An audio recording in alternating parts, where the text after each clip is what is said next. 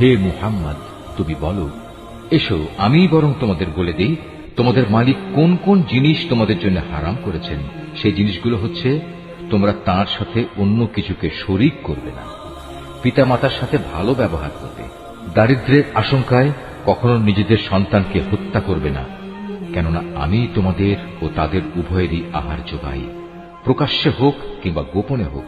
তোমরা অশ্লীলতার কাছেও যাবে না।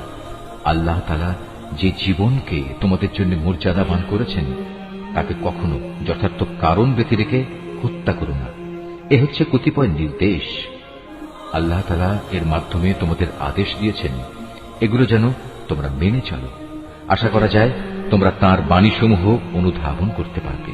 তোমরা কখনো এতিমদের সম্পদের কাছেও যাবে না, তবে উদ্দেশ্য যদি নেক হয় তাহলে সে একটা নির্দিষ্ট বয়স সীমার পৌঁছা পর্যন্ত কোনো পদক্ষেপ নিলে তা ভিন্ন কথা। পরিমাপ ও ওজন করার সময় ন্যায্যভাবেই তা করবে। আমি কখনো কারো ওপর তার সাধ্য সীমার বাইরে কোনো দায়িত্ব চাপাই না। যখনই তোমরা কোনো ব্যাপারে কথা বলবে তখন ইনসাফ প্রতিষ্ঠা করবে, যদি তা তোমাদের একান্ত আপনজনের বিরুদ্ধেও হয়। তোমরা আল্লাহ তাআলাকে দেয়া সব অঙ্গীকার পূরণ করো। এ হচ্ছে আরো কতিপয় আদেশ। এর মাধ্যমে আল্লাহ তাআলা তোমাদের আদেশ দিয়েছেন তোমরা যেন এগুলো মেনে চলো। আশা করা যায় তোমরা উপদেশ গ্রহণ করতে পারবে। এটা হচ্ছে আমার দেখানো সহজ সরল পথ।